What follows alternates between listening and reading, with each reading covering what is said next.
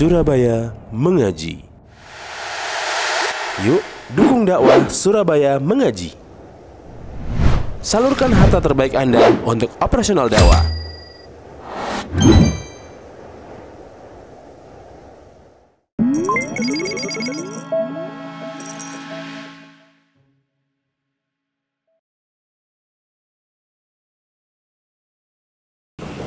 Assalamualaikum warahmatullahi wabarakatuh. Alhamdulillahi rabbil alamin, alladzi hadana lihadza wa ma kunna linahtadiya laula an hadanallah.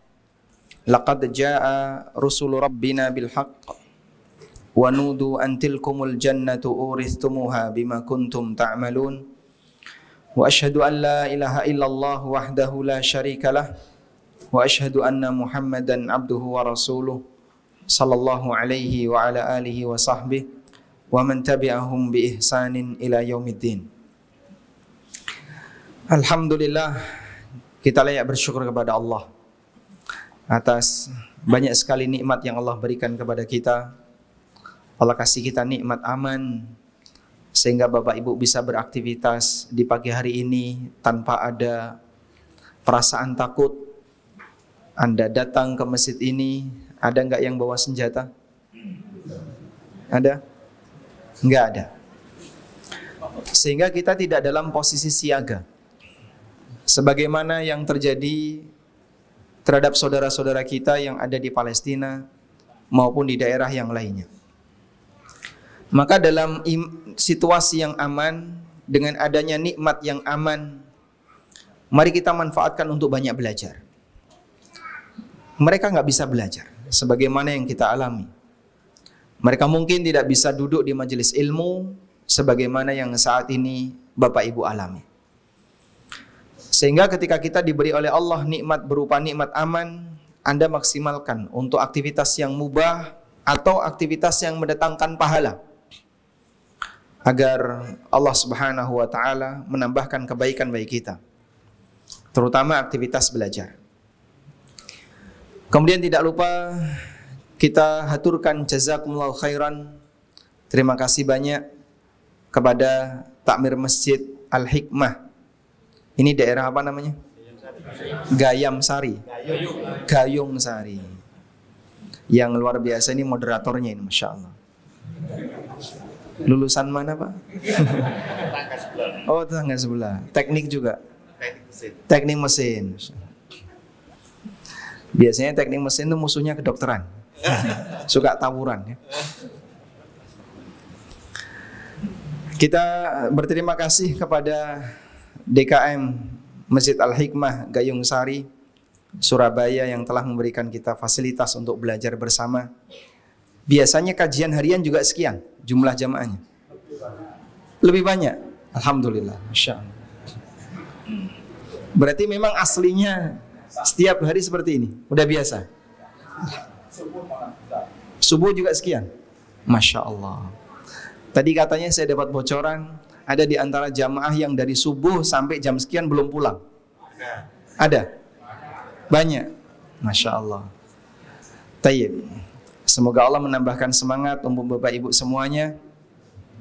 Anda saya yakin menghibahkan waktu yang paling berharga adalah waktu untuk belajar.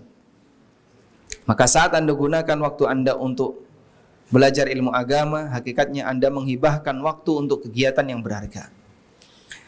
Tayyib. Sebagaimana yang tadi disampaikan dalam pengumuman, kita akan membahas tentang semangat untuk mempertahankan sunnah harian. Motivasi apa yang perlu kita bangun agar kita selalu bisa menjaga amalan-amalan sunnah harian? Sebutkan contoh sunnah harian. 1. Salat duha.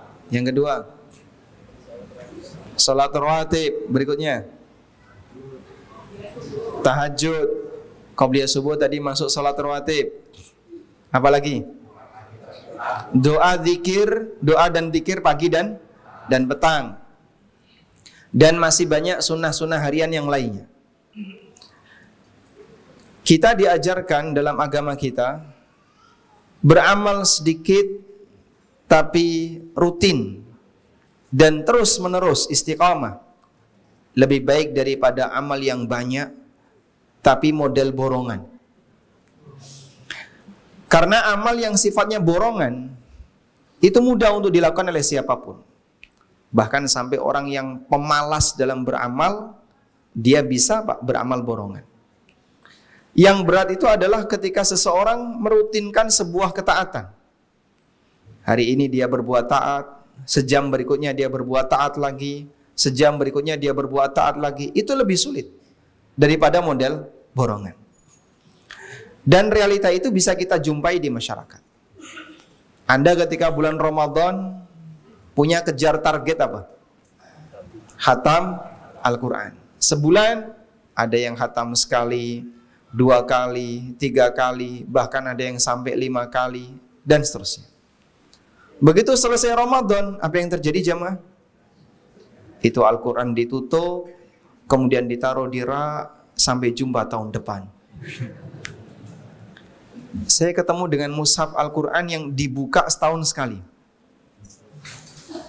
Dan saya tahu kenapa itu dibuka setahun sekali, karena saya sholatnya di situ 5 waktu. Sehingga mushaf ini baru tersentuh oleh jamaah setahun sekali. Makanya begitu menjelang tanggal 1 Ramadan, kegiatan pertama takmir adalah ngeresi beleduk. Al-Qur'annya penuh dengan debu, itu dilapi, dibersihkan. Karena besok malam tanggal 1 akan dipakai untuk tadarus yang pertama. Sehingga kalau model seperti ini, mungkin banyak orang bisa melakukannya. Beramal dengan cara borongan, langsung dalam jumlah banyak, kemudian setelah itu ditinggal, sampai jumpa tahun depan. Sampai pun orang yang malas dalam beramal bisa melakukannya. Sehingga andaikan Al-Quran yang dibaca dalam waktu 1 bulan tadi dibuat rutin, begini saja ya, Bapak baca per malam misalnya 1 lembar atau 1 halaman. Jumlah halaman Al-Quran itu berapa? Kalau 1 juz itu ada 10 lembar, 20 halaman, 30 juz berarti 600 halaman. 600 ada setahun lebih ya? Lebih. Berarti kurang lebih 300 ya. Maka Bapak Ibu kalau membaca 1 muka setiap hari khatam itu 1 tahun. 300 hari. Anda akan menghatamkan dalam waktu 300 hari jika sehari hanya membaca 1 muka. Saya yakin lebih berat yang ini tiap malam baca 1 muka tapi nggak pernah absen daripada ketika dia dikasih pilihan langsung kamu baca 1 Quran dalam waktu 1 bulan. Karena masyarakat secara umum lebih gampang melakukan amal yang sifatnya borongan daripada amal yang sedikit tapi dibuat rutin. Namun yang diajarkan dalam syariat kita, amalan yang terbaik adalah amalan yang rutin meskipun sedikit. Sebagaimana yang disabdakan oleh Nabi sallallahu alaihi wasallam, wa inna ahabbal a'mali ilallah adwamuha wa in qalla. Sesungguhnya amal yang lebih dicintai oleh Allah adalah amal yang paling dawam, artinya amal yang rutin dikerjakan, wa in qalla, meskipun sedikit. Baik. Selanjutnya, apa manfaat ketika seseorang itu punya amal yang rutin walaupun sedikit? Jadi begini jamaah. Ada manusia yang disebut sebagai ahli bidang tertentu. Misalnya ada sebutan ahli sholat, ahli puasa, ahli membaca Quran, ahli sedekah, ahli. Ahli itu kan ada standarnya. Sehingga tidak kemudian orang beramal sekali sudah disebut ahli. Bapak pernah sholat? Pernah. Berapa kali setahun? 2 kali setahun, Idul Fitri, Idul Adha. Apakah disebut ahli salat? Tidak. Kenapa? Intensitasnya terlalu sedikit. Sehingga ketika intensitasnya terlalu sedikit, terlalu kecil, maka dia tidak disebut sebagai ahli salat. Saking seringnya intensitas ketika dia beramal, kadang putus, kadang nyambung. Ketika orang itu beramal dan karena saking seringnya, barulah dia bisa disebut sebagai ahli. Maka karena mungkin dia rajin datang ke kuburan, ya, setiap hari dia ke kuburan, maka disebut sebagai ahli. Ya enggak? Sebutan kayak gini boleh enggak? Boleh. Atau ahli ziarah kubur? Yang benar ahli kubur atau ahli ziarah kubur? Dia lebih sering ke kuburan daripada ke masjid. Makanya kalau disebut ini ahli masjid, kayaknya orang ini jarang ke masjid tuh. Dia kalau tidur itu di kuburan. Nyari wangsit itu di kuburan. Nyari apa misalnya biar dia bisa punya pikiran yang seger, itu nyarinya di kuburan. Maka kalau terlalu sering ke kuburan kayak gini, dikhawatirkan nanti masyarakat menyebutnya sebagai ahli kubur. Baik.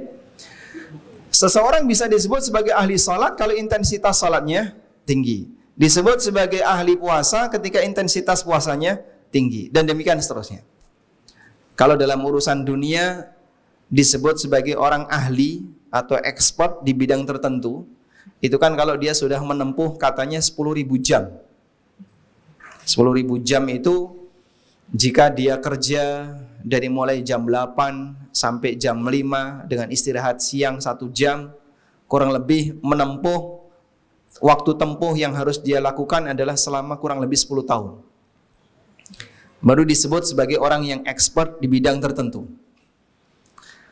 Tapi kalau kemudian baru sebulan, 2 bulan, dia dianggap sebagai pemula. Dia belum dianggap sebagai orang yang ahli di bidang tertentu. Itu kalau urusan dunia. Dalam urusan agama kita disebut sebagai ahli apabila kehidupannya dominan diwarnai dengan itu. Maka ahli Quran adalah mereka yang hidupnya dominan diwarnai dengan Quran. Ahli salat adalah orang yang dominan kehidupannya diwarnai dengan salat. Demikian pula puasa, demikian pula amal yang lainnya. Orang menjadi ringan untuk melakukan itu karena kehidupannya dominan diwarnai dengan amal tersebut. Dan saat seseorang sudah sampai pada tingkatan ahli, disitulah dia punya harapan dipanggil oleh Allah menuju surga melalui pintu amal yang menjadi keahliannya. Dipanggil menuju surga melalui pintu amal yang menjadi keahliannya.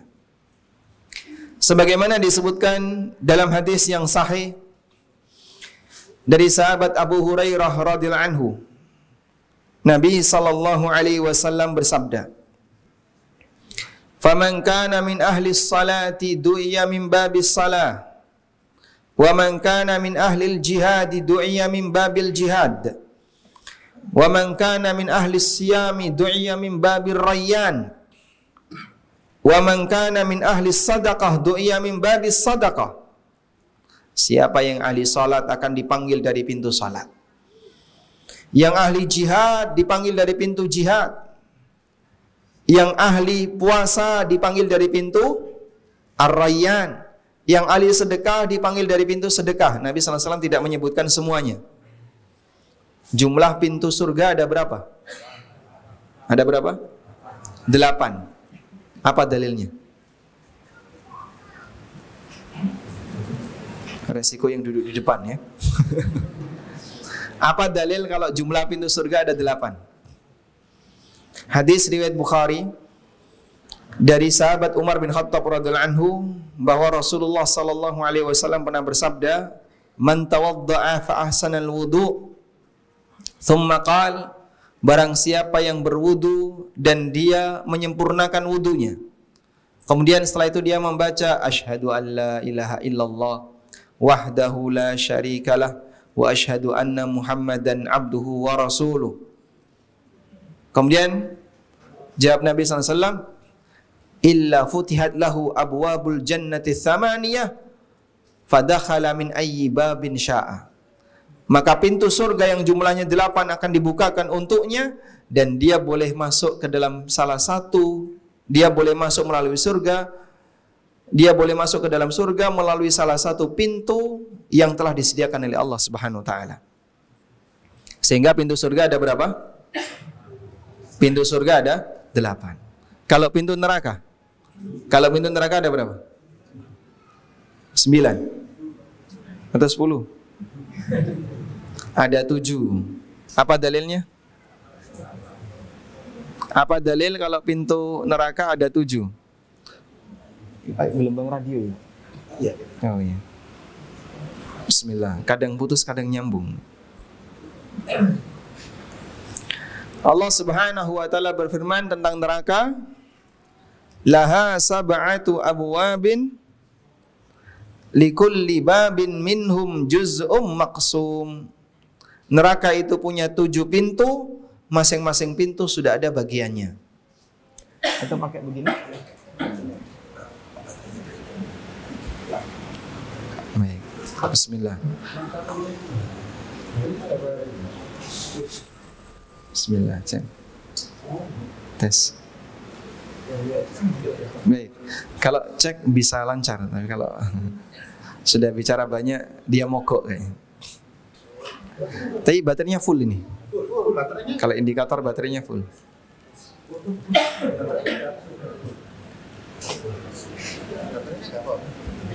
Indikator baterainya full ini. Mungkin kebanyakan wireless. Oh, kenapa?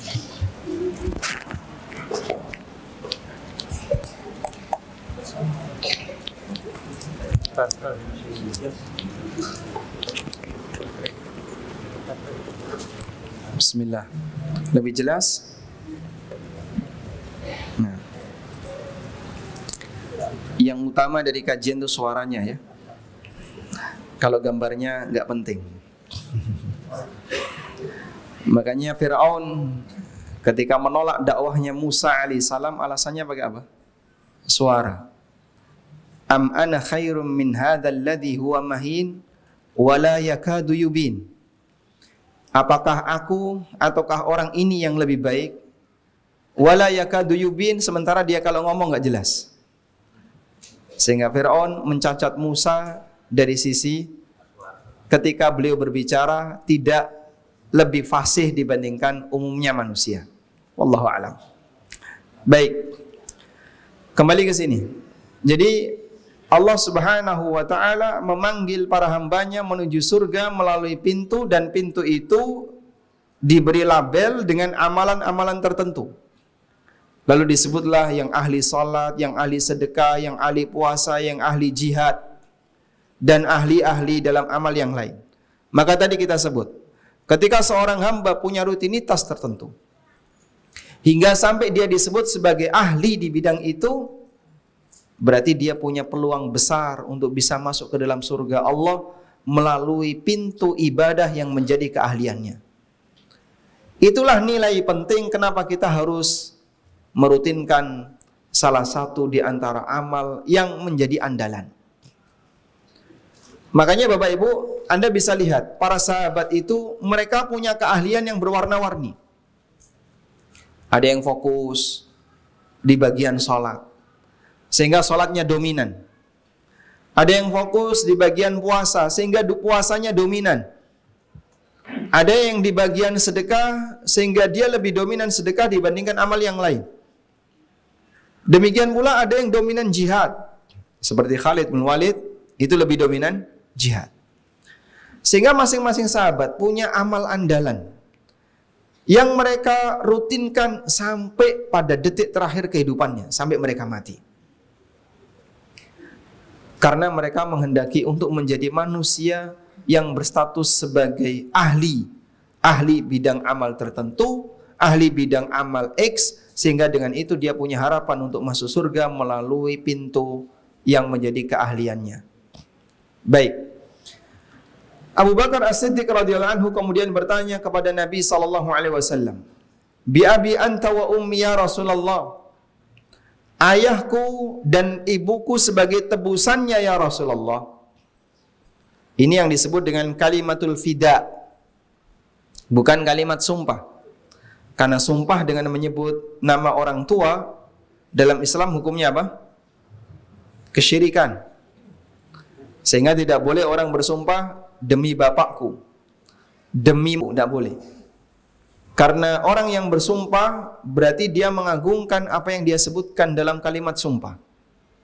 Dan orang tidak boleh mengagungkan sesuatu dalam sumpahnya kecuali Allah. Makanya seorang muslim ketika bersumpah hanya boleh menyebut nama Allah. Lalu bagaimana dengan kalimat bi abi anta wa ummi, bapakku dan ibuku sebagai tebusannya ya Rasulullah. Ini kalimatul fida, bukan kalimat qasam. Kalimatul fida memang dalam bahasa kita sulit mencari padanannya. Dan kayaknya nggak ada. Apa sih kira-kira contoh kalimatul fida dalam bahasa kita? Ada ungkapan namun mungkin tidak disebut kalimatul fida. Barangkali sebutannya ya dia hiperbol namun sampai melebihi batas. Contohnya, kowe nek iso tak sembah. Pernah dengar kayak gini? Kamu kalau bisa tak sembah. Itu di Jogja cukup banyak. Sehingga penekanan yang dia sampaikan ketika dia bicara sama orang lain untuk ngasih motivasi, itu sampai pada tingkatan melebihi batas. Dan ini nggak boleh ya. Karena seorang manusia tidak boleh menyembah selain Allah Subhanahu wa taala. Baik. Kembali ke tadi bahwa orang ini atau Abu Bakar As-Siddiq radhiyallahu anhu menyampaikan kalimat fida, bi abi anta wa ummi ya Rasulullah. Ayah dan ibuku sebagai tebusannya ya Rasulullah. Ma'ala man du'iya min tilkal abwabi min daruratin. Kalau ada orang yang dipanggil dari salah satu pintu, dia tidak akan rugi. Tapi saya ingin tahu, fahal yud'a ahadun min tilkal abwabi kulliha? Ada enggak orang yang dipanggil dari semua pintu tadi? Sehingga dari pintu sholat dia dipanggil, dari pintu sedekah dia dipanggil, dari pintu jihad dia dipanggil. Qala, jawab Nabi SAW, na'am, ada. Wa arju an takuna minhum, dan aku berharap kaulah salah satu di antara orangnya. Sebab kita paham Abu Bakar As-Siddiq radhiyallahu anhu berdasarkan hadis ini, berarti beliau adalah sahabat yang merupakan ahli salat. Beliau sahabat yang merupakan ahli puasa. Beliau juga ahli sedekah. Beliau juga ahli dalam jihad. Sehingga memungkinkan ada diri seorang muslim yang dia multi talent dalam ketaatan kepada Allah. Salatnya pinter, posone pinter, jihadnya ora kalah, sedekahnya juga enggak kalah. Dia manusia yang multi talent dalam beribadah kepada Allah. Ini orang yang punya keunggulan yang luar biasa. Dalam posisi inilah dia akan dipanggil untuk menuju surga melalui semua pintu. Manusia yang dirindukan oleh surga Allah Subhanahu wa taala. Namun perjuangan untuk bisa menjadi seperti ini berat jamaah. Karena sampai berstatus sebagai ahli salat, ahli puasa, ahli sedekah, umumnya sebagian orang itu gagal. Dan Abu Bakar mampu melakukannya. Tayyib. Abdullah bin Mas'ud radhiyallahu anhu itu pernah mengatakan, ketika ada orang yang bertanya kepada beliau, aku lihat Anda ini jarang berpuasa sunnah. Sehingga biasanya yang lain para sahabat puasa, tapi Anda sendiri tidak puasa sunnah. Apa jawab Ibnu Mas'ud? Inni uhibbul qira'ah. Wa idza sumtu dha'uftu. Aku itu senang membaca Quran, senang meneliti Quran. Dan kalau aku puasa, nanti fisikku melemah.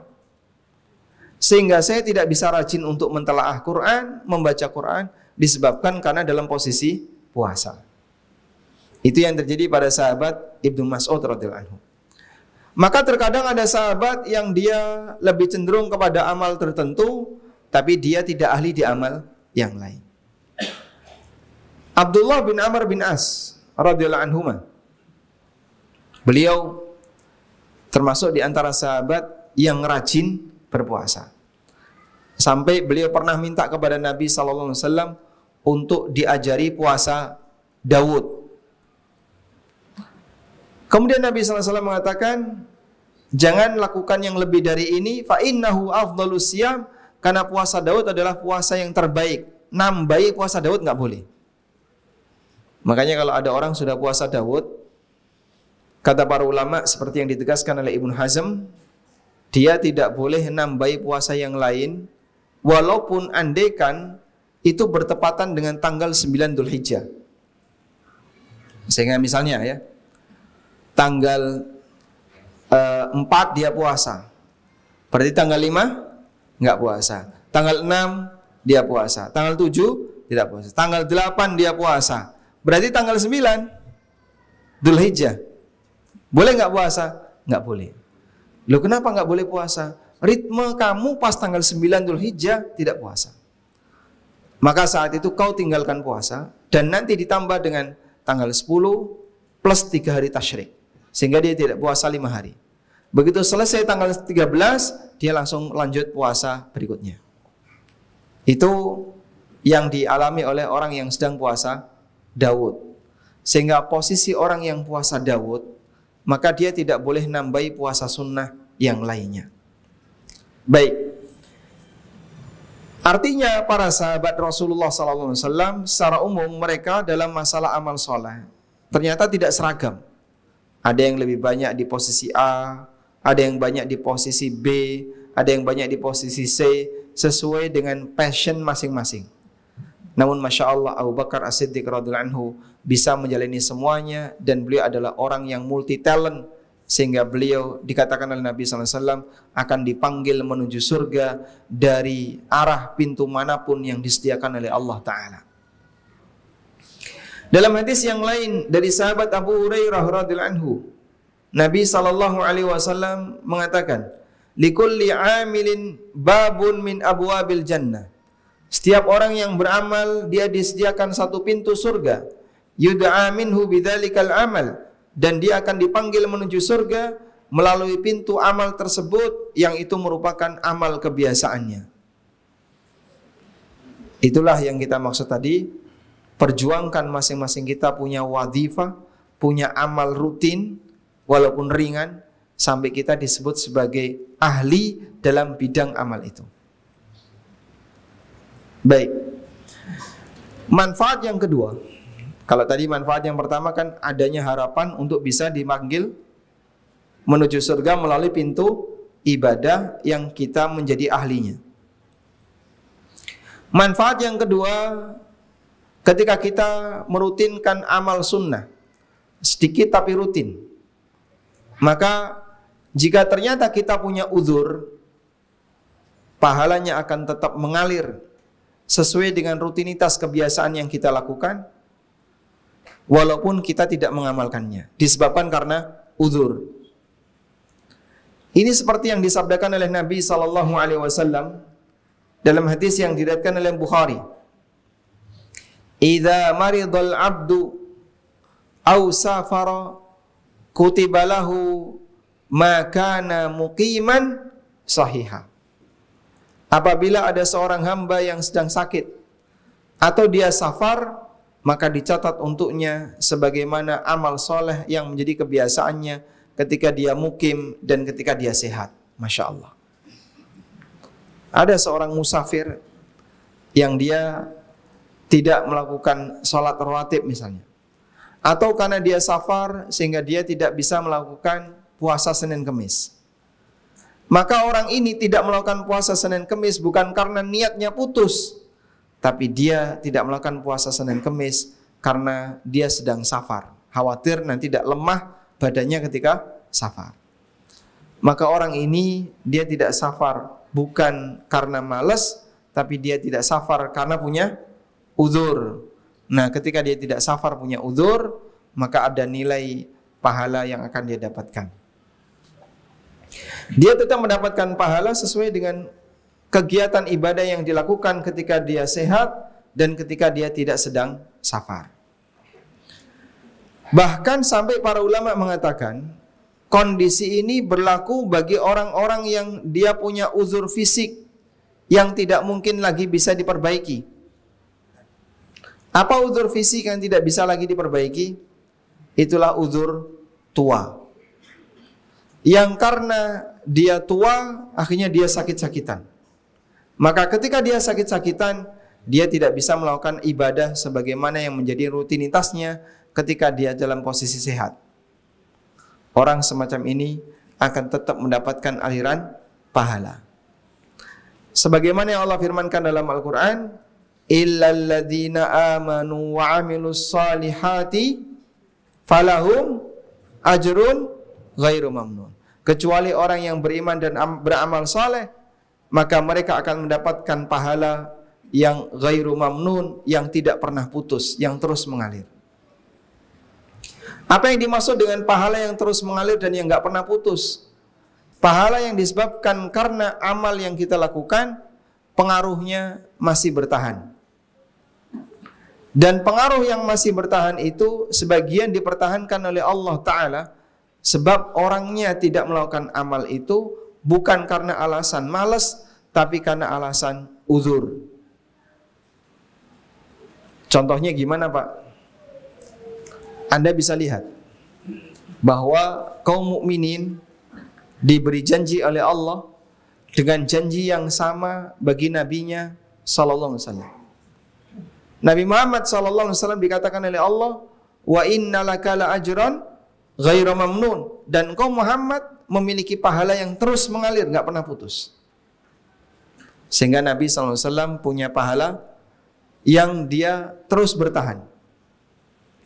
Umatnya juga demikian, illal ladzina amanu wa amilus solihati falahum ajrun ghairu mamnun. Kecuali orang yang beriman dan beramal soleh, dia mendapatkan pahala yang tidak pernah putus. Sehingga Nabi SAW dapat pahala yang tidak pernah putus, umatnya juga mendapatkan pahala yang tidak pernah putus.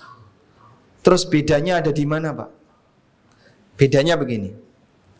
Kalau Nabi SAW mendapatkan pahala yang tidak pernah putus, karena beliaulah orang yang pertama kali ngajari kebaikan.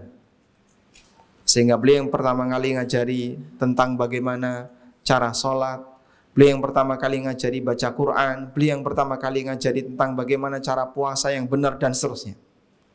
Maka semua orang yang mengikuti ajaran beliau, Rasulullah SAW turut mendapatkan aliran pahalanya. Itulah yang dimaksud bahwa Nabi SAW mendapatkan pahala yang ghairu mamnun, yang tidak pernah putus. Orang mukmin juga mendapatkan yang sama. Illal ladzina amanu wa amilus solihat falahum ajrun ghairu mamnun. Orang yang beriman yang saleh dan salihah, mereka mendapatkan, orang yang beriman yang dia melakukan amal saleh, mereka mendapatkan pahala yang tidak pernah putus. Kapan itu terjadi? Ada sebuah penjelasan yang disampaikan oleh Ibnu Abbas radhiyallahu anhu. Disebutkan oleh Al-Qurtubi, beliau membawakan riwayat dari Ad-Dhahhak dari Ibnu Abbas radhiyallahu anhu. Ibnu Abbas mengatakan, "Idza kana al-'abdu fi shababihi kathir as-salah, kathir as-siyam was-sadaqah, thumma dha'ufa amma kana ya'malu fi shababihi, ajrallahu azza wa jalla lahu ma kana ya'malu fi shababihi." Ketika ada seorang hamba yang masih muda, lalu dia rajin salat, rajin sedekah, rajin puasa, thumma dha'ufa amma kana ya'malu fi syababihi, sampai akhirnya ketika dia sudah mulai tua, dia sudah enggak sanggup lagi untuk melakukan amal sebagaimana yang dia lakukan di masa mudanya, ajrallahu azza wa jalla lahu ma kana ya'malu fi syababihi, maka Allah Ta'ala akan tetap memberikan pahala untuknya sebagaimana rutinitas yang dia lakukan di masa mudanya. Masya Allah. Sehingga orang seperti ini, dia pahalanya tidak diputus oleh Allah, karena niatnya itu hakikatnya tidak putus. Orang ini niatnya tidak putus. Dia tidak melakukan ketaatan bukan karena malas, tapi karena uzur. Baik, Bapak Ibu yang kami hormati, Anda saat ini walhamdulillah diberi kemudahan oleh Allah untuk bisa bolak-balik ke masjid baik dalam rangka sholat 5 waktu atau dalam rangka hadir di kajian. Akan ada waktunya di mana fisik ini mencapai pada titik tertentu sehingga kita jadi lemah. Dengkul yang dulunya bisa diajak untuk turun sujud, ada waktunya nggak bisa diajak untuk turun sujud. Ini boyok yang biasanya bisa dipakai untuk duduk lama ketika ngaji, sekarang mulai capek sehingga kajian meskipun sudah nyender tetap boyoknya sakit. Ini badan yang dulu bisa dipakai 5 waktu datang pulang pergi ke masjid, sekarang sudah mulai lemah sehingga dia hanya bisa duduk di atas ranjang atau tiduran di atas ranjang. Dan orang seperti ini, kata Ibnu Abbas, tetap mendapatkan pahala yang tidak pernah putus, terus mengalir, disebabkan karena dia tidak putus dalam melakukan ketaatan kepada Allah Subhanahu wa taala. Dari mana Pak dia tidak putus melakukan ketaatan kepada Allah? Niatnya itu belum hilang, semangatnya belum hilang, meskipun fisiknya tidak sanggup untuk menyanggah dirinya, sehingga dia nggak kuat berdiri, dia nggak kuat turun dengan menggunakan lututnya, dia nggak kuat untuk apalagi misalnya menggunakan air. Maka dalam posisi ini ketika dia tidak beramal, tetap mendapatkan pahala sebagaimana rutinitas amalnya. Sebabnya apa? Karena dia meninggalkan itu bukan disebabkan malas, tapi karena punya uzur. Makanya kalau ada ungkapan olahraga itu tabungan kesehatan di hari tua, olahraga itu tabungan kesehatan di hari tua, kata dokter demikian ya.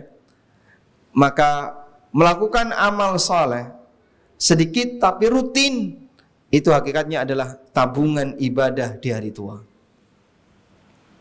Itulah yang dimaksud pahala yang terus mengalir, yang tidak pernah ada putusnya. Orang ini tetap diberi pahala oleh Allah sesuai dengan kebiasaannya, karena niatnya belum hilang. Ada salah satu jamaah haji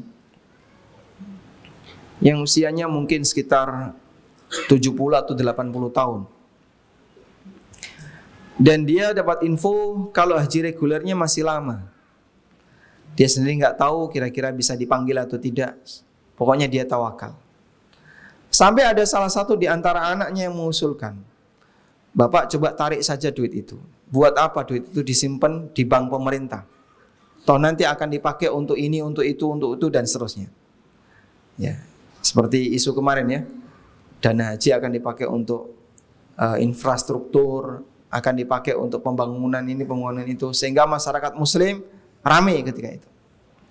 Nah, ada orang yang kemudian diminta oleh anaknya, tarik saja itu Pak. Buat apa kita simpan di situ? Terlalu lama, sekian puluh tahun.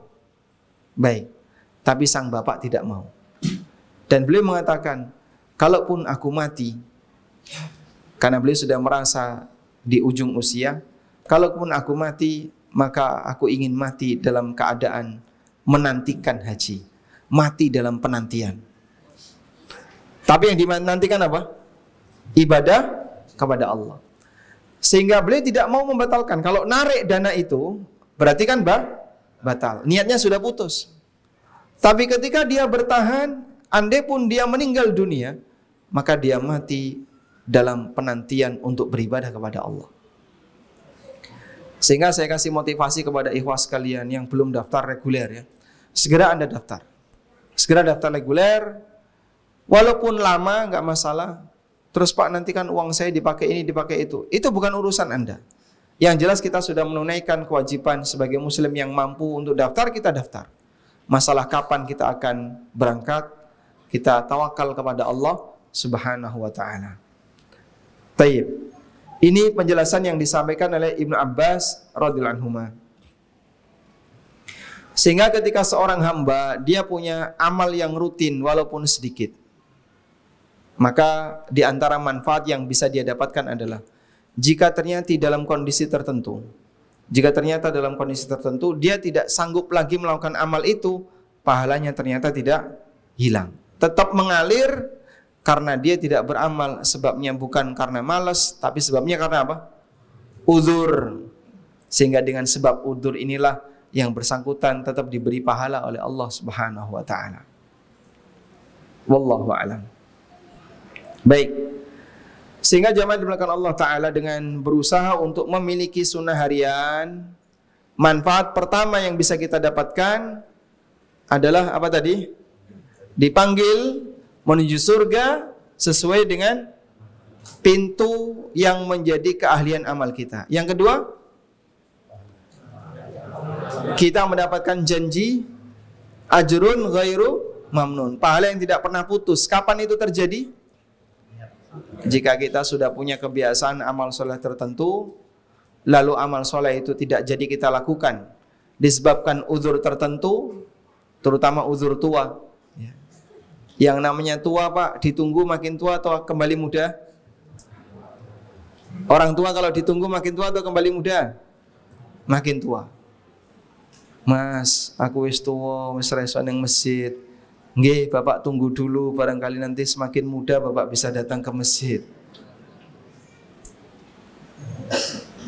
Sebab orang yang dalam posisi dia sudah lanjut usia, makin ditunggu bukan makin membaik, tapi umumnya makin memburuk.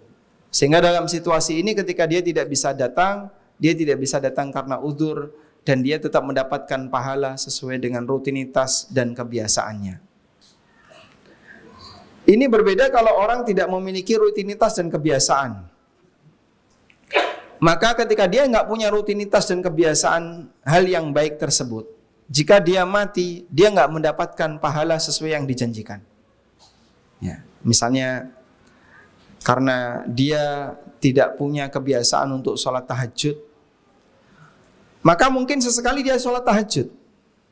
Saat dia sholat tahajud, dia belum bisa disebut sebagai ahli tahajud, karena belum menjadi kebiasaannya. Baru sesekali, yang sifatnya insidental. Sehingga kalau sudah jadi kebiasaan, bagian itulah yang akan terus mendatangkan pahala, walaupun orangnya sudah tidak bisa lagi untuk beramal. Wallahu a'lam. Selanjutnya, jamaah dimulakan Allah Subhanahu wa taala, dalam masalah memilih amal soleh yang mau kita rutinkan, Nabi SAW menyarankan ambillah yang ringan dan jangan terlalu berat. Tujuannya apa? Karena Anda ketika mau melakukan amal soleh itu kerjakan sampai menjelang kematian. Dan dulu para sahabat itu demikian. Maka kalau mereka mendapatkan wasiat dari Nabi SAW melakukan amal A, melakukan amal B, para sahabat ketika dapat wasiat itu, Nabi SAW ngasih wasiat kepada mereka sesuai dengan amal yang menjadi kemampuannya dan sesuai dengan latar belakang orangnya. Dan dalam posisi seperti itulah para sahabat mereka punya amal andalan masing-masing. Ada yang ahli sholat, ada yang ahli puasa, sebagaimana yang tadi kita sampaikan. Rasulullah SAW menekankan, khudhu minal a'mali ma tutikun. Silakan kalian ambil amal yang mampu untuk kalian rutinkan. Jangan terlalu berat. Karena ini mau dibuat sampai tua, sampai ujung kehidupan. Abdullah bin Amr bin As, yang tadi kita sebut sebagai orang yang ahli puasa, beliau mengusulkan kepada Nabi SAW untuk puasa tiap hari. Maka Nabi SAW mengatakan, innaka lan tastati', kau tidak akan mampu. Kemudian Nabi SAW menyarankan, berpuasalah 3 hari tiap bulan, karena setiap kebaikan akan dilipatkan 10 kali. Kemudian kata Abdullah bin Amr, aku lebih bisa seperti itu. Aku mampu untuk bisa menambahkan puasa lebih banyak lagi. Kemudian Nabi SAW mengatakan, sum yauman wa aftir yauman, puasalah sehari dan jangan puasa sehari, tilka siyamu Daud wa dzalika khairus siyam. Silakan kamu puasa sehari dan tidak puasa sehari, itu adalah puasa Nabi Daud dan itu merupakan puasa yang terbaik. Apa yang dilakukan oleh sahabat Abdullah bin Amr? Beliau menjalani Daud itu sampai mati. Dan ada satu hal yang menarik yang disampaikan oleh sahabat Abdullah bin Amr. Pada saat di usia senja, di usia tua, sahabat Abdullah bin Amr menyesal. Dan beliau mengatakan, "Lian akuna qabiltu rukhsata Rasulillah sallallahu alaihi wasallam ahabbu ilayya min ahli wa mali." Andaikan kemarin aku menerima rukhsah dan keringanan dari Nabi SAW, suruh puasa 3 hari tiap bulan, saya kemarin nerima itu, maka itu lebih baik daripada lebih aku cintai dibandingkan ahli wa mali, seluruh keluargaku dan hartaku. Sehingga sahabat Abdullah bin Amr khawatir kalau pedot maka dianggap tidak istiqomah. Maka beliau pertahankan walaupun sudah tua, beliau tetap puasa Daud, dan di saat itu beliau mulai kelelahan, kecapean. Kenapa dulu saya tidak mengikuti pesan Nabi SAW puasa 3 hari tiap bulan. Jadi seperti itu cara sahabat beramal. Bukan model mut-mutan, Pak ya. Ini lagi mut-mutan, ini lagi mut Daud ya. Kalau nggak mut, nggak tahu poso. Ini lagi mut, sregep maca Quran. Begitu mutnya hilang, tidak baca Quran. Bukan seperti itu. Mereka lakukan itu secara rutin, kerjakan itu secara rutin, bahkan sampai di usia tuanya. Wallahu a'lam. Walhamdulillahirabbil alamin. Sekarang pas jam 10, Pak. Sesuai dengan rencana kita bahwa materinya sifatnya hanya pengantar, dan tadi kita sudah sampaikan bagaimana motivasi yang diberikan oleh syariat agar kita bisa merutinkan amal walaupun sedikit, karena itulah yang salah satunya menjadi andalan kita untuk bisa masuk surga Allah Subhanahu wa taala. Wallahu a'lam. Wa sallallahu ala nabiyyina Muhammadin wa ala alihi wa sahbihi wasallam.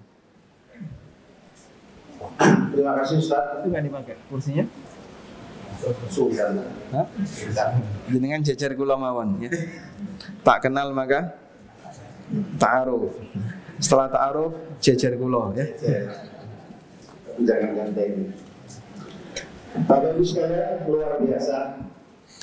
Sudah kira-kira bisa dipahami ya. Apakah Bapak Ibu sekalian setelah mendapatkan paparan dari Ustadz Ami sudah ada pilihan kira-kira amalan apa yang menjadi kebanggaan kita nanti jika kita menghadap Allah Subhanahu wa taala? Sudah gambaran? Jangan bertabur. Mulai dari yang kecil tapi istiqomah. Istiqomah itu adalah sesuatu yang memang luar biasa. Karena di balik itu Ustaz biasanya tadi Ustaz nasihatnya seperti itu, yang di luar masjid ini sudah ngintip-ngintip semua. Siapa yang kira-kira? Setan. Masya Allah. Iya kan? Setan pernah berjanji bahwasannya kepada Allah, dia akan menyesatkan seluruh anak Adam tanpa kecuali, dan itu sumpahnya sungguh-sungguh sekali. Tidak ada sumpah yang menandingi kesungguhan daripada sumpahnya setan. Maka jadi kebalikannya, saat ini kita diajari bersama-sama Ustadz Ami untuk bagaimana kita istiqomah mempunyai amalan andalan yang nanti bisa menjadi kebanggaan kita melalui 8 pintu itu tadi. Pintu apa saja terserah. Kalau semuanya pintu alhamdulillah. Kalau salah satu aja sudah luar biasa. Untuk selanjutnya Bapak Ibu sekalian, kita punya waktu 1 jam. Ini tadi ada pertanyaan, silahkan melalui tulisan boleh, dan langsung ya sebentar Pak, sabar. Kalau Bapak ini paling aktif Pak di masjid kita kalau bertanya. Ahli bertanya. Jadi selama 1 jam kita buka tanya jawab. Kita bagi ya, untuk ini dari bapak-bapak, nanti juga dengan ibu-ibu. Pertanyaan terbaik menurut Ustadz Ami insya Allah akan diberikan imbalan. Hadiah berupa buku. Ya, penghargaan atas pertanyaan, dan mudah-mudahan dengan itu kita sudah punya andalan. Monggo Pak, amiknya sambil kita nunggu ya, ada tulisan-tulisan silahkan, mungkin panitia bisa dikumpulkan. Sudah banyak? Singkat Pak, singkat to the point. Assalamualaikum warahmatullahi wabarakatuh. Assalamualaikum warahmatullahi wabarakatuh. Waalaikumsalam warahmatullahi wabarakatuh. Dua boleh saja. Boleh. Pokoknya singkat, jelas, padat. Satu aja lah. Satu Ustaz, mohon penjelasan. Sholat itu kan wajib ain. Kenapa ini menjadi harusnya kita harus rutin diperintah atau tidak diperintah? Pahalanya tetap. Ini mohon penjelasan Ustaz. Selain yang lain, sedekah dan lain. Mohon maaf, terima kasih Ustaz. Jadi pertanyaan gimana Pak? Salat adalah Wajib. Iya, artinya orang harus wajib rutin itu. Orang harus Rutin sholat, pahalanya pintu sholat. Ya. Oke Pak, ini yang wajib Pak. Kalau yang kita bicarakan sunnah kan berarti. Yang wajib Pak, sholat Kalau wajib. orang sudah melaksanakan wajib sholat, apakah dia sudah disebut sebagai ahli sholat? Mungkin begitu? Sehingga dia berhak untuk mendapatkan pintu sholat ketika masuk surga. Wallahu alam. Jika hanya sebatas melaksanakan kewajiban, memang seseorang sudah berhak untuk mendapatkan surga. Suatu ketika ada badui yang datang menghadap Nabi SAW. Ya Rasulullah, jelaskan kepada kami kewajiban sehari semalam dari salat yang Allah berikan kepada kita. Kemudian Nabi SAW mengatakan, as-salawatul khamsu, hanya salat 5 waktu. Illa anta tatawwa'a, kecuali kalau kau mau menambahkan salat sunnah. Kemudian sahabat ini bertanya lagi, ya Rasulullah, jelaskan kepada kami apa kewajiban puasa yang harus saya tunaikan.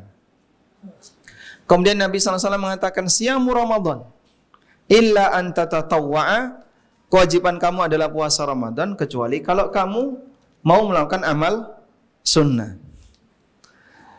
Lalu setelah mendapatkan penjelasan dari Nabi SAW aneka amal-amal yang wajib, selanjutnya sahabat ini pergi sambil mengatakan, bi abi anta wa ummi ya Rasulullah, la azidu ala dzalika wa la anqus. Ayah dan ibuku ya Rasulullah sebagai tebusannya, aku tidak akan menambahkan dan tidak akan mengurangi amal ini. Setelah orang ini pergi agak jauh, di mana suara sudah tidak bisa mendengar, kemudian Nabi SAW mengatakan, dakhalal jannah in sadaqa. Kalau pengakuan orang ini benar, dia akan masuk surga. Sehingga hanya mengamalkan yang wajib saja, berdasarkan hadis ini, sudah memenuhi syarat untuk bisa mendapatkan surga. Namun Nabi SAW tidak menyebut dia sebagai ahli salat, atau ahli puasa, atau ahli yang lain. Sehingga bagaimana cara dia masuk ke dalam surga, apakah juga dipanggil dari pintu-pintu yang menjadi keahlian ibadah tadi? Wallahu alam, kita tidak tahu. Namun yang jelas Nabi SAW telah memberikan penekanan kepada orang ini, jika dia jujur, dia masuk surga. Dakhalal jannah-in sadaqah. Oleh karena itu, sebatas mengamalkan yang wajib, maka itu sudah memenuhi syarat untuk bisa menjadi ahlul jannah insyaallah. Wallahu a'lam. Silakan Pak. Sampai pintu sholat sampai dalam insyaallah. Sepanjang istiqomah dan niatnya ikhlas. Ya, begitu tidak ada pintu pertanyaan.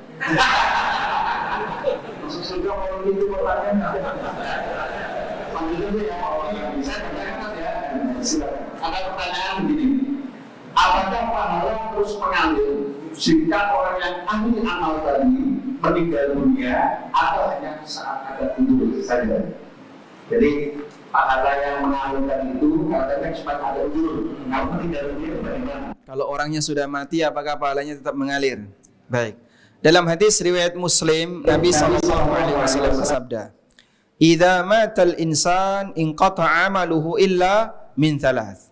Apabila manusia itu mati, maka seluruh amalnya terputus, kecuali 3 amal. Apa saja itu? Sadaqatin jariyah, au ilmin yuntafa'u bihi, au waladin salih yad'ulah. Sedekah jariyah, ilmu yang bermanfaat, atau anak soleh yang mendoakannya. Sehingga ini dalil, apabila orang yang sudah mati, maka pahalanya itu putus. Kecuali jika dia punya amalan yang pengaruhnya nggak hilang, disebabkan karena pengaruh baiknya masih bertahan. Misalnya pernah wakaf masjid, pernah wakaf AC, wakaf lampu, wakaf kipas, wakaf genteng, apapun yang Anda wakafkan termasuk karpet.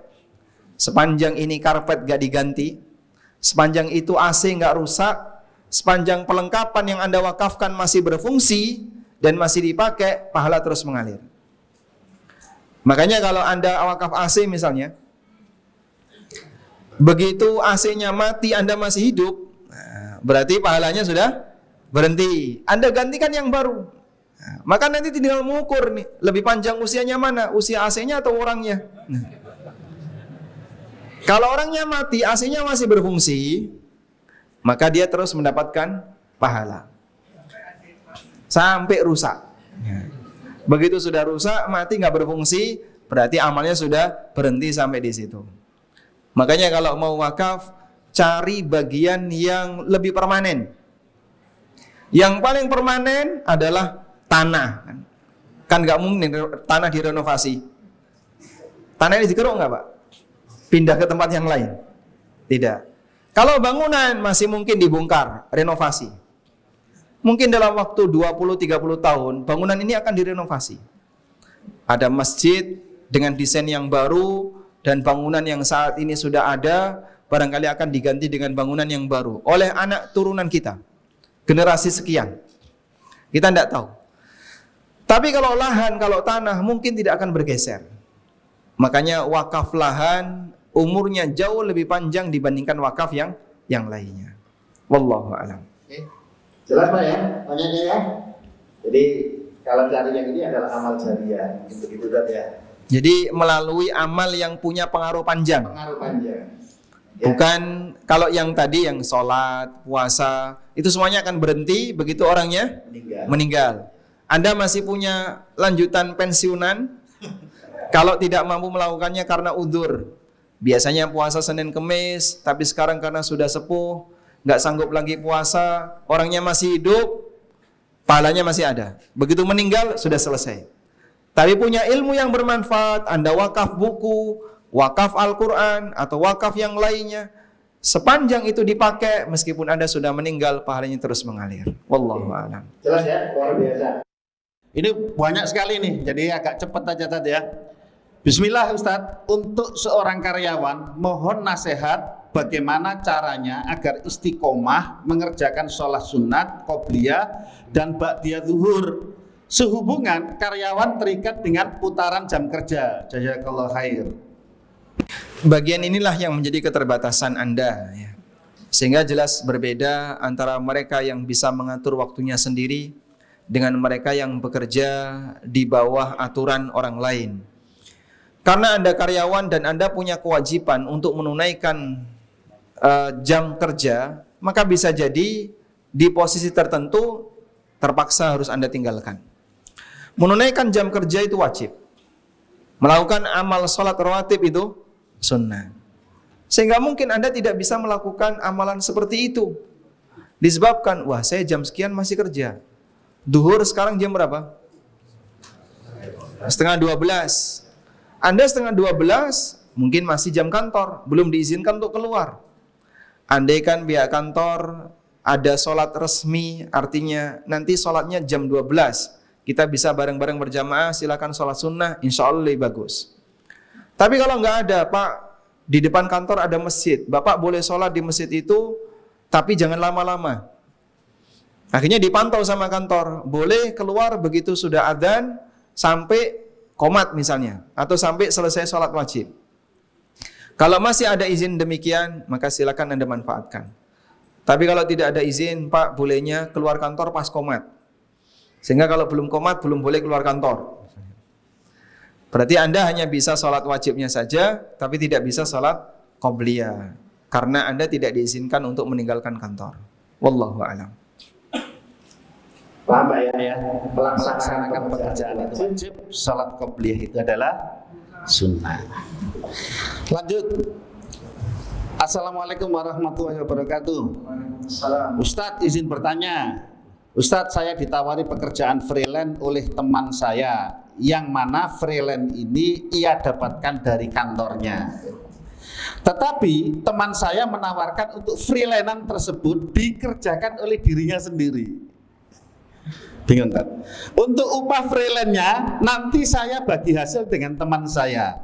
Singkatnya, teman saya hanya memakai nama saya untuk pekerjaan freelance tersebut. Bagaimana hukumnya Ustaz? Jazakallah khair. Masya Langsung Allah. nang juragan sungkan paling.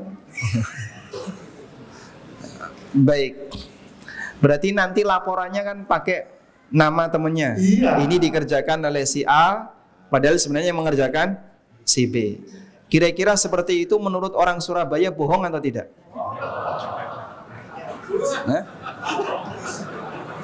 Bohong atau ngapusi? Yang benar yang mana?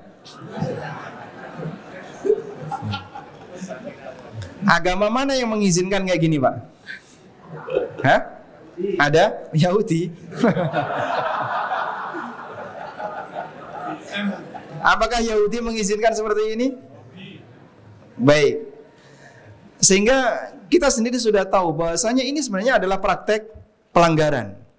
Anda tidak perlu untuk bertanya dari sisi syar'inya. Laporkan saja ke bosnya. Pak bos, aslinya yang ngerjakan itu si A, aslinya yang mengerjakan saya, tapi saya pakai nama si A. Kalau bosnya pinter kamu, baik, silakan dilanjutkan. Secara norma manusia seperti ini boleh nggak? Nggak boleh. Itu sudah pelanggaran. Maka model pinjem nama PT untuk proyek, pinjem nama orang, bahkan suruh gantiin dan seterusnya, ini semuanya hakikatnya adalah pelanggaran yang sebenarnya dari sisi norma manusia itu sudah kelihatan itu pelanggaran. Nanti harus ngajinya ditambah kan, makna rezeki ya. Ya, arti dari tawakal terhadap rizki dan membatasi diri dengan rizki yang halal dan seterusnya. Nah, Oke, paham ya yang tanya ya? Lanjut. Kiat-kiat apa supaya kita istiqomah dalam menjalankan amalan sunnah harian supaya tidak putus dengan setan? Masya Allah. ringan seperti pesan Nabi SAW. Karena kalau terlalu berat, kondisinya seperti Abdullah bin Amr tadi. Sampai beliau nyesel ketika di hari tua, kenapa dulu saya tidak memilih amalan yang ringan seperti nasihat Nabi SAW. Karena ketika terlalu berat, putusnya terlalu awal. Tapi kalau ringan, insya Allah Anda bisa lebih enjoy dalam melakukannya. Yang kedua, pilih amal yang sesuai passion. Ya. Sebagaimana kita bekerja sesuai passion. Nah, masing-masing orang itu harus mengenali passion amalnya masing-masing. Saya itu cocoknya di mana ya, Pak? Saya kalau suruh sholat, dasi ngeluh. Suruh poso, ngeleh. Suruh sedekah, medit. Jihad ya ora iso. Apa ya kira-kira? Insyaallah. Ada satu, Pak, saya sebenarnya berharap bisa itu. Cuman kayaknya nggak boleh sama istri pertama. Nek kaya ngene Mas, dudu amal nih kaya. Baik. Sehingga kalau seperti ini Anda tolong ngukur. Seperti Ibnu Mas'ud. Ibnu Mas'ud itu tahu ukurannya. Saya kalau rajin puasa, nanti amal yang ini saya melemah. Makanya saya lebih senang untuk mutolaah Al-Quran, mengaji Quran. Sehingga untuk menjaga energi, Ibnu Mas'ud jarang puasa sunnah. Bukan berarti nggak pernah ya. Jarang puasa sunnah. Ada sahabat yang dia dipesani oleh Nabi SAW amal yang ringan. Ausani khalili bithallath. Kekasihku yaitu Rasulullah SAW mewasiatkan kepadaku 3 amal. Beliau adalah sahabat Abu Hurairah. Apa saja itu? Salat duha 2 rakaat. Witir sebelum tidur. Selanjutnya satu lagi. Puasa 3 hari setiap bulan. Ini amal yang sangat ringan dibandingkan dengan amalan sahabat-sahabat yang lain. Karena Abu Hurairah mengemban amanah yang besar. Menjaga hafalan 5.000 hadis. Nggak boleh hilang. Dan yang dilakukan oleh Abu Hurairah itu murojaah. Sehingga kenapa amalnya sedikit? Untuk amal yang seperti ini, amal yang sifatnya ibadah mahdhah, karena beliau harus menjaga murojaah hafalan hadis setiap malam. Sebab mereka ketika memiliki hafalan tertentu itu dianggap sebagai amanah, jangan sampai hilang. Beda dengan kita kan? Kita kalau sudah punya hafalan tertentu kan hari ini hafal, besok hilang. Sehingga kita menggampangkan dengan tidak murojaah. Sahabat tidak demikian, di murojaah agar hafalan itu tidak hilang. Dan itu bagian dari amal. Wallahu a'lam. Oke, lanjut. Bismillah, bagaimana cara kita Istiqomah dengan amalan sunnah. Saya pikir sama ya. Istiqomah kurang lebih sama. Intinya bertahan dengan yang ringan dan sesuaikan dengan apa tadi? Passion. Sudah ada gambaran Pak, pilihan kira-kira punya amalan apa setelah kajian ini yang bisa kita jaga sampai kita menghadap sama Allah Subhanahu wa taala? Harus kita punya itu. Lanjut. Assalamualaikum. Izin bertanya. Waalaikumsalam warahmatullahi. Lebih afdal mana ikut komunitas dakwah tapi jarang sekali murojaah? Kajian habis waktunya untuk riwayat.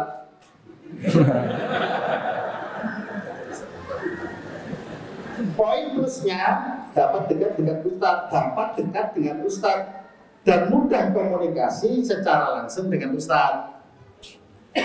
Atau fokus kajian saja sehingga banyak waktu untuk murojaah dan amalan-amalan sunnah lainnya. Terima kasih atas jawabannya. Jazakallahu khairan. Masya Allah. Baik. Yang kita cari itu apa sih ketika dekat dengan Ustadz? Barokah ya? Melu mangan duren. Sehingga ada di antara panitia yang dia dekat dengan Ustadz, harapannya Ustadz kan suguhannya enak-enak.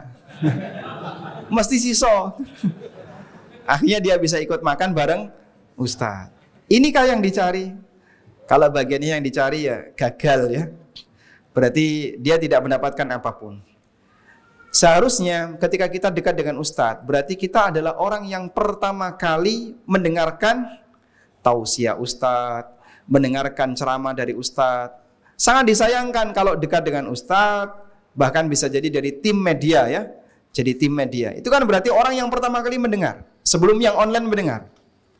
Tapi ternyata dari sisi kemampuan kalah dibandingkan dengan jamaah yang lain yang mungkin tidak terlalu dekat dengan Ustadz. Baik. Intinya begini, Abu Darda menyebutkan, manusia dalam belajar itu ada 3 tingkatan. Yang pertama, tingkatan alim. Orang ini jadi sumber, sehingga dia yang menyampaikan. Dia bisa beristihad, dia bisa ngasih jawaban terhadap masalah yang ada di masyarakat. Ini jenis orang yang tertinggi, dia alim. Yang kedua, muta'alim. Ini orang yang sedang berproses menuju alim. Posisi muta'alim ketika dia belajar, dia punya target. Dia menekan dirinya. Dia menghafal, dia murojaah, dia siap dengan ujian, dia siap ketika ditanya, dia catat setiap faedah ilmu yang dia dapatkan, bukan sebatas udu kuping, tapi dia serius. Ini muta'alim. Bahasa kita kalau muta'alim itu seperti santri yang mondok atau mahasiswa yang kuliah. Mereka ini muta'alim. Yang ketiga mustami. Mustami pendengar setia, penggemar kajian. Umumnya yang ikut kajian umum tuh jenis yang ketiga ini.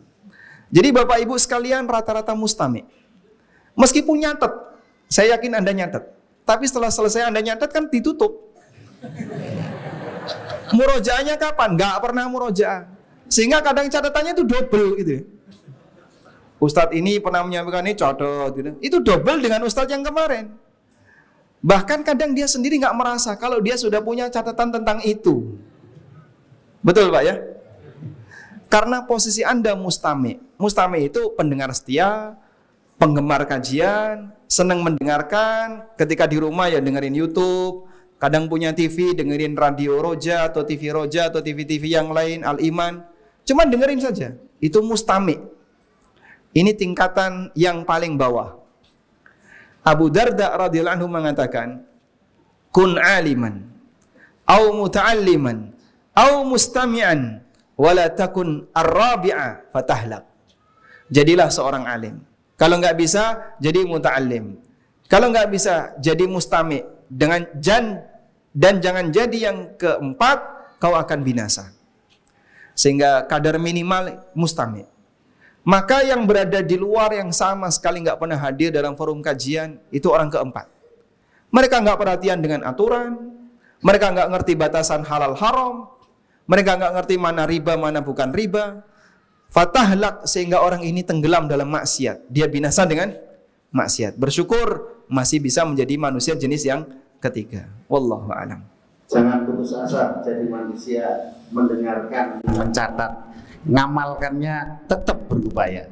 Semuanya punya tugas beramal. Jadi baik alim, muta'alim maupun mustami' semua punya tugas beramal. Tapi kalau dilihat dari ukuran ilmu, manusia ada 3 ini.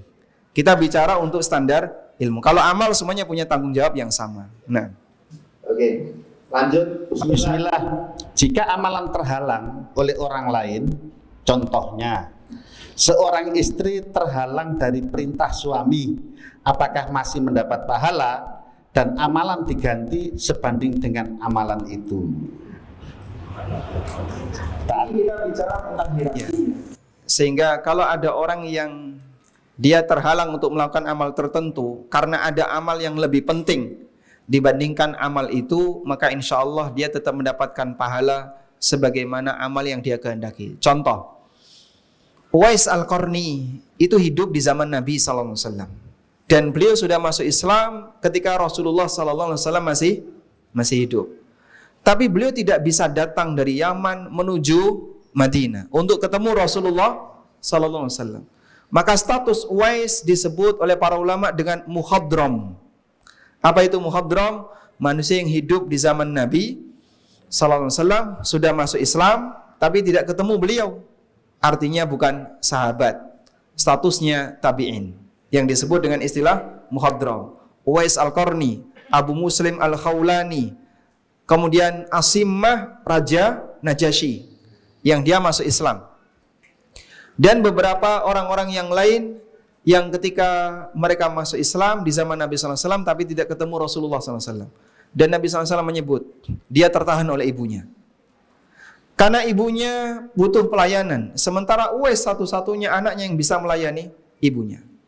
Maka Uwais merawat ibunya sampai akhirnya ibunya meninggal. Barulah beliau bisa berangkat untuk haji dan umrah bersama rombongan kaum muslimin dari Yaman. Tertahan tapi dipuji oleh Rasulullah SAW. Sehingga beliau punya kelebihan, meskipun beliau tidak berstatus sebagai sahabat. Kalau sahabat kan punya derajat yang khusus ya. Beliau bukan sahabat. Meskipun demikian dipuji oleh Nabi SAW. Maka bisa jadi ada orang yang dia karena ingin melayani suaminya, sehingga dia tidak bisa berangkat kajian atau tidak bisa menghatamkan Quran. Insya Allah ibu tidak perlu khawatir, bisa jadi amal yang ibu lakukan pahalanya lebih besar dibandingkan ketika ibu melakukan amal sunnah yang lainnya. Wallahu a'lam. Ini dari ibu ini kelihatannya ini. Assalamualaikum. Jika setelah menikah, Waalaikumsalam. jadi jarang puasa karena harus memasak. Oh gitu. Ya. Ngicipi berarti. Iya. Belum ahli katanya. Ngicipi sairus ya, batang terus. Dan saat itu belum jago, jadi khawatir tidak enak jika tidak diicipi. Apakah rutinitas Senin Kemis saat masih gadis tetap didapat? Satu. Ini modus. Lalu setelah punya bayi, wah lanjut jadi tambah sulit. Untuk sholat malam dan zikir setelah sholat.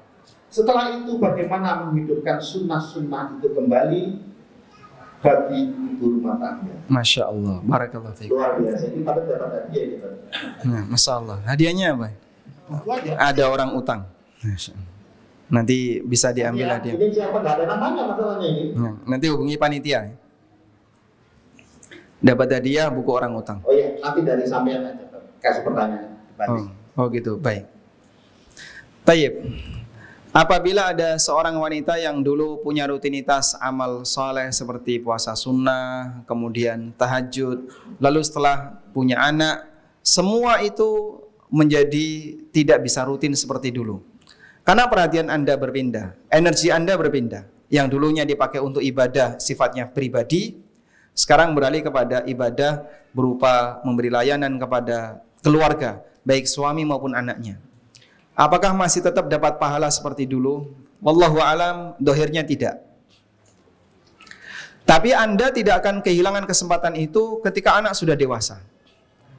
Aisyah radhiyallahu anha setelah ditinggal wafat oleh Nabi SAW, beliau rajin puasa Daud atau rajin berpuasa. Setelah ditinggal wafat oleh Nabi SAW, sehingga pada waktu Aisyah masih membersamai Nabi SAW, beliau punya utang puasa dan beliau nyaurnya kapan? Bayar puasanya kapan? Qadanya kapan? Bulan Sya'ban.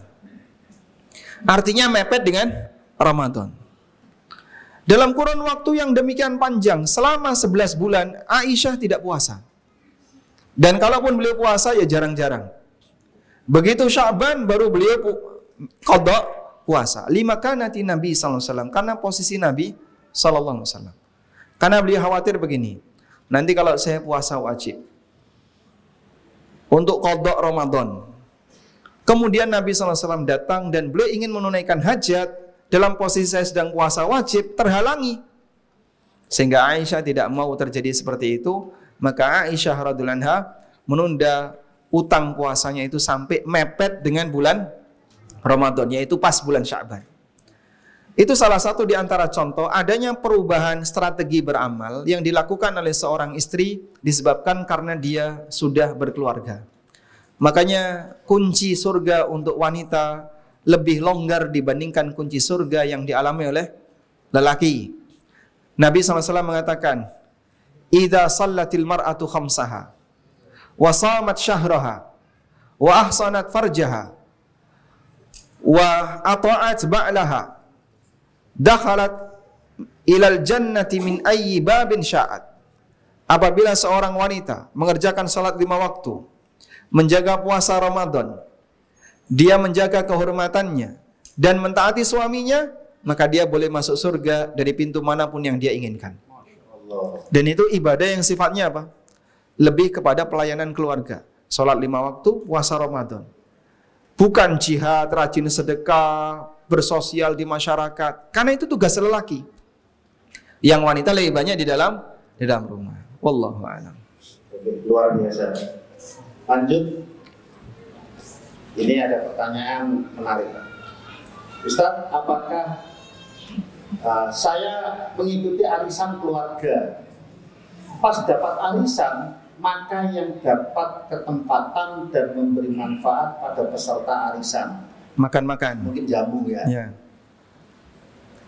Kalau tidak boleh, solusinya bagaimana? Jadi dia sudah menyimpulkan sendiri. Kalau tidak boleh, solusinya bagaimana? Masya Allah.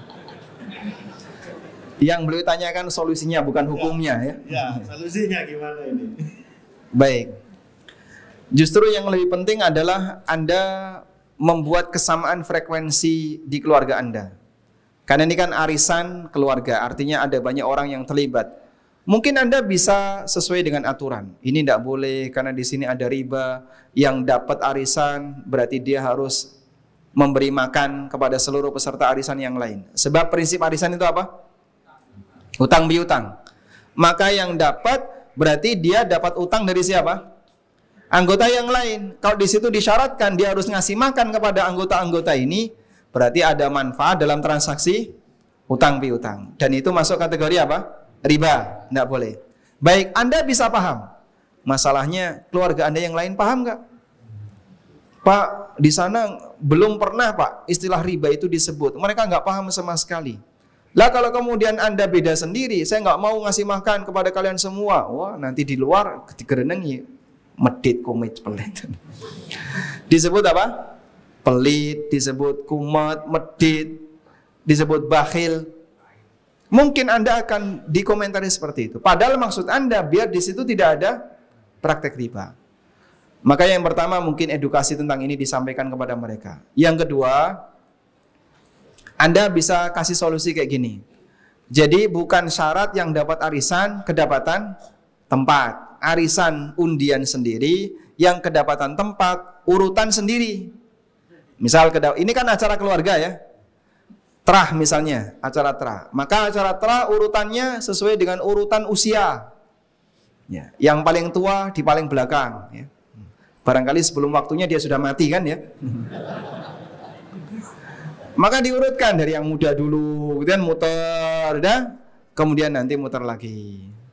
Sementara untuk arisannya, maka mengikuti putaran yang berbeda. Bisa pakai undian atau pakai misalnya yang lainnya. Yang jelas ada ritme yang berbeda antara makan-makan dengan arisan. Insya Allah kalau seperti itu tidak ada kaitannya dengan arisan dengan makan-makan. Wallahu a'lam. Oke, waktu tinggal 14 menit ya? 10 menit. Masya Allah. 10 menit. Tidak terasa, kita sudah 1,5 jam. Hampir Alhamdulillah. 1,5 jam kita bahas masalah bagaimana kita semangat untuk mengamalkan amalan-amalan soleh, amalan sunnah. Bapak Ibu sekalian perlu diketahui. Tadi ini perlu saya kenalkan juga. Ustadz Ami itu selain dia berceramah, mengikuti kajian-kajian di beberapa masjid di seluruh Indonesia. Insya Allah, bukan di seluruh Indonesia. Ya. Dia mempunyai karya berupa buku. Banyak sekali. Kalau coba dilihat di channelnya apa AMB, Aminul Baik, nah itu luar biasa. Banyak buku tentang fikih terutama. Ada fikih sholat, ada fikih muamalah, ada fikih tentang waris yang saya baca itu. Banyak sekali. Sehingga mungkin pertanyaannya segini banyak, ini nggak mungkin nanti dijawab satu-satu ini. Bisa ditemukan di buku-buku itu. Tidak kalah efektifnya. Dan insya Allah panitia di depan itu menyediakan. Monggo nanti langsung dikunjungi standnya panitia. Untuk selanjutnya sisa waktu, monggo Ustadz Ami memberikan pertanyaan kepada jamaah yang nantinya ini dikasih ribet. Masya Allah. Nah, jawabannya ada 5 pertanyaan. Monggo Ustadz. Ini ada satu pertanyaan lagi ya. Oh, satu ya. Mungkin coba diangkat ini Pak. Silakan. Bismillahirrahmanirrahim. Semoga Ustadz keluarga selalu sehat. Amin. Walakum bimithlin. Mohon bertanya, apakah seorang suami berkewajiban menghajikan istri dan anak-anaknya? Baik. Ya, 2 akad. Bagaimana bila uangnya untuk haji hanya cukup bagi suami saja?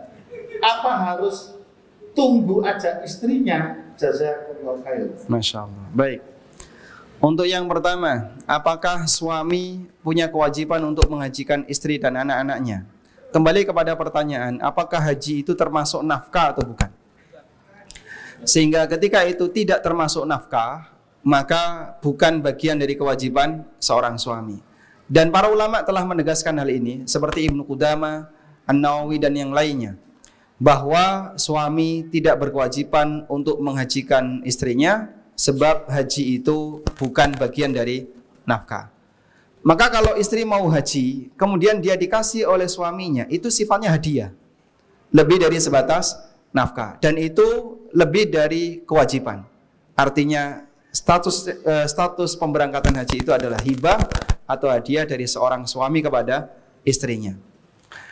Demikian pula untuk anaknya. Karena ini bukan bagian dari nafkah, maka seorang ayah tidak berkewajiban menghajikan anaknya.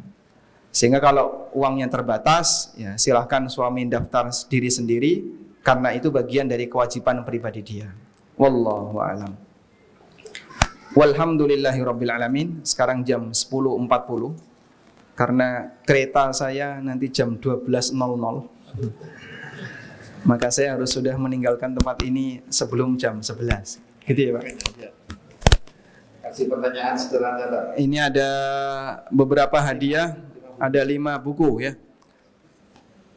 Dan syaratnya bisa jawab pertanyaan.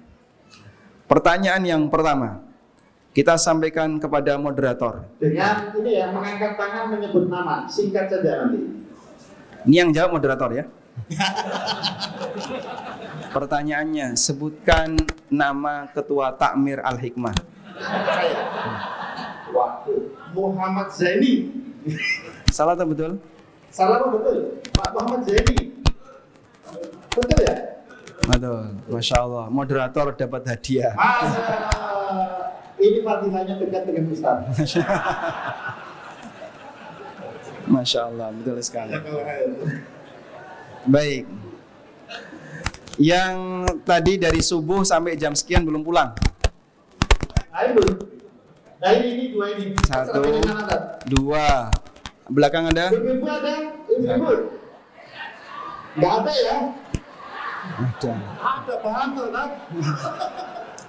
Perasaan tadi saya kesana nggak ada, Tat.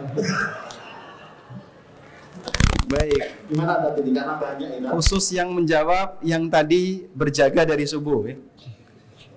Yang datang paling awal. Jam berapa Pak datang?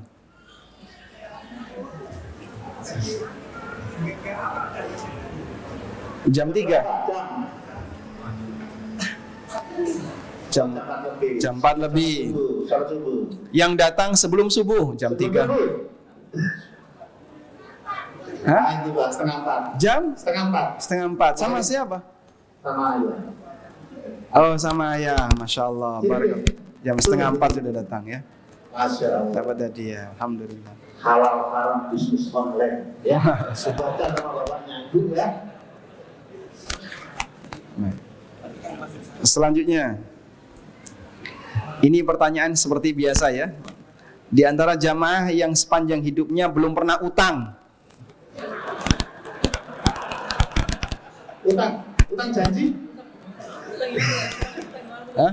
Ya utang, Utang, semua utang. utang. Nggak pernah utang? Kecuali pinjamkan. Pinjamkan. Memberi utang pernah? Kalau berutang nggak pernah? Berapa orang? 1, 2, 3. Oh banyak. Baik. Pertanyaannya. Loh kalau banyak kan perlu diundi. Penentunya adalah pertanyaan ya. Pertanyaannya, sebutkan cara untuk istiqomah dalam beramal. Siap. Bapak yang angkat tangan duluan. 1. Cari amalan yang ringan. Yang kedua, cari amalan yang sesuai passion. Masya Allah, barakallah fiikum. Dari mana Mas? Kebon Sari. Oh ya dekat. Yang paling jauh. Baik, selanjutnya yang paling jauh. Yang paling jauh dari mana? Itu kan ada Prigen. Dari mana Mas? Andrian. Jawa Prigen. Jombang. Jombang. Ada yang dari Solo, belakang ibu-ibu. Solo. Aceh. Domisili mana domisili? Sidoarjo. Sidoarjo, Pak. Nanti ada yang ngomong saya dari Soviet, tapi domisili Kebon Sari. Ibu-ibu kelihatannya ya. Dari Maksudnya, Solo. Solo.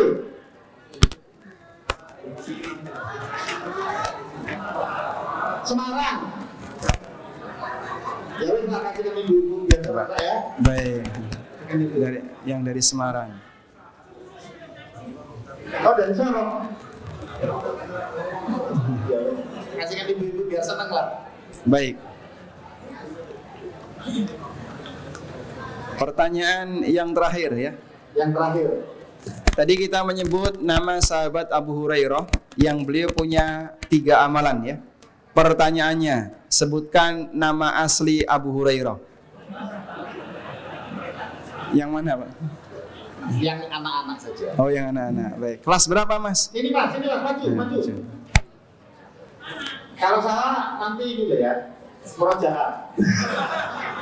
Mas, di sini Pak, di sini. Sebelah sini ya. Nama Raka. Aslinya mana? Surabaya. Kelas berapa? Kelas berapa? 7. 7 di mana? Di mana? Kota Purwotai. Siapa nama aslinya Abu Hurairah? Abdul Syams. Di mana tuh? Abdus Syams. Kurang tepat. Kurang tepat. Dapat hadiah santri. Dapat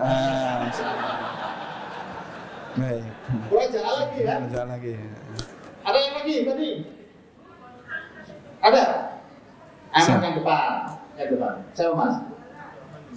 Abdurrahman bin Sa'ad. Abdurrahman bin Sa'ad. Bisa diulang. Bin Sakhar. Sukunya apa namanya? Sukunya Abdurrahman bin Sakhar. Hah? Ad-Dausi. Masya Allah. Dapat hadiah nggak? Dapat hadiah. Maju. Masya Allah. Sudah nikah belum? Belum. Di sini. Nikah. Sebentar. Jazakallah khairan. Barakallahu fiik. Ikhrat sudah selesai ya? Alhamdulillah. Baik. Jazakallah khairan. Kita ucapkan kepada jamaah sekalian semuanya semangat untuk belajar. Semoga Allah Ta'ala jadikan forum kita forum yang diberkahi, dan Allah jadikan ilmu yang kita pelajari ilmu yang bermanfaat. Allahumma anfa'na bima 'allamtana wa 'allimna ma yanfa'una warzuqna ilma. Rabbana hab lana min azwajina wa dhurriyyatina qurrata a'yun waj'alna lil muttaqina imama. Rabbana atina fid dunya hasanah wa fil akhirati hasanah wa qina adzabannar. Wa sallallahu ala nabiyyina Muhammadin wa ala alihi wa sahbihi wa sallam. Wa akhiru da'wana alhamdulillahi rabbil alamin. Wassalamu alaikum warahmatullahi wabarakatuh. Salam.